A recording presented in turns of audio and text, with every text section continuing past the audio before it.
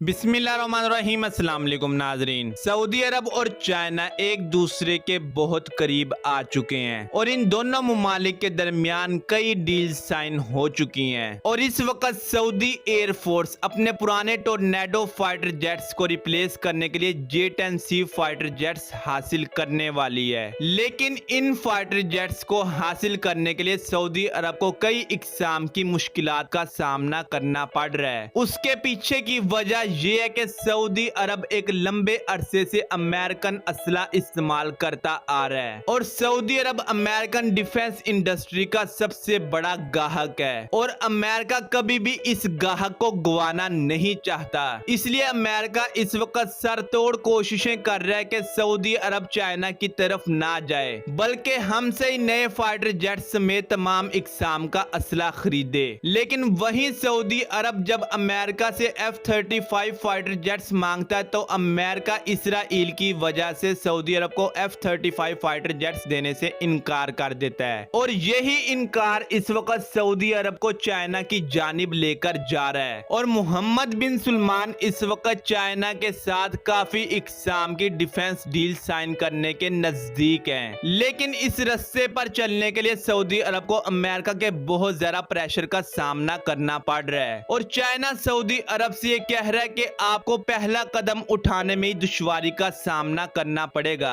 अगर आपने पहला कदम उठा लिया तो आगे का रास्ता आसान है और इस वक्त मोहम्मद बिन सलमान के इकदामात से लग रहा है कि सऊदी अरब बहुत जल्द चाइना के साथ काफी इकसाम की डिफेंस डील साइन करने वाला है। लेकिन क्योंकि इस वीडियो का टॉपिक J-10C से मुतल्लिक है इसलिए हम इसी को कवर करते हैं। सऊदी अरेबिया ने जब देखा कि पाकिस्तान एयरफोर्स ने चाइना से J-10C हासिल किए हैं उस वक्त चाइनीज असरे पर सऊदी अरेबिया का एतमाद बहाल हुआ, क्योंकि इससे पहले यह समझा जाता था कि चाइना का असला नकारा असला होता है। लेकिन पाकिस्तान एयरफोर्स क्योंकि एक प्रोफेशनल एयरफोर्स है और पाकिस्तान एयरफोर्स को अपने से कई बड़े दुश्मन का सामना करना पड़ेगा और उस दुश्मन से सामना करने के लिए पाकिस्तान एयरफोर्स ने J-10C फाइटर जेट हासिल किया। तो इससे सऊदी अरब को यह समझने में आसानी हो गई कि ये फाइटर जेट्स नकारा फाइटर जेट्स नहीं है। अगर ऐसा होता तो पाकिस्तान एयरफोर्स कभी भी चाइना से J-10C फाइटर जेट्स हासिल नहीं करती।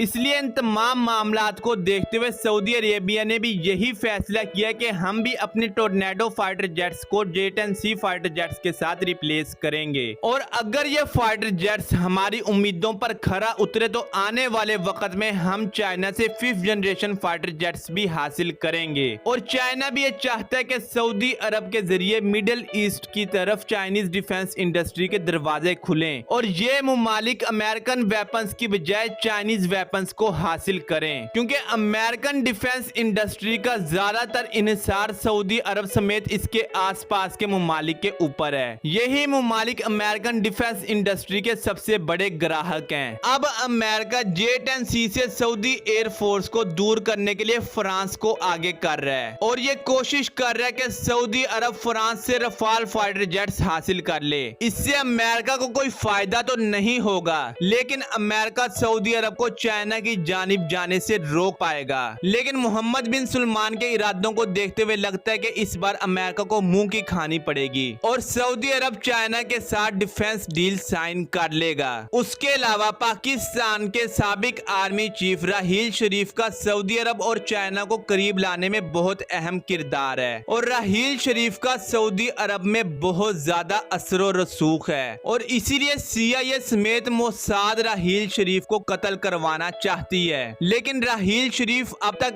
इन एजेंसीज का टारगेट बनने से बचे हुए हैं और इंफॉर्मेशन के मुताबिक राहील शरीफ बहुत जल्द इस डील को फाइनल करवाने में कामयाब हो जाएंगे। खैर ये थी आज की वीडियो। अगर आपको ये वीडियो पसंद आई है वीडियो कर दें लाइक। मिलते हैं अगली वीडियो में, तब तक के लिए अल्लाह हाफिज।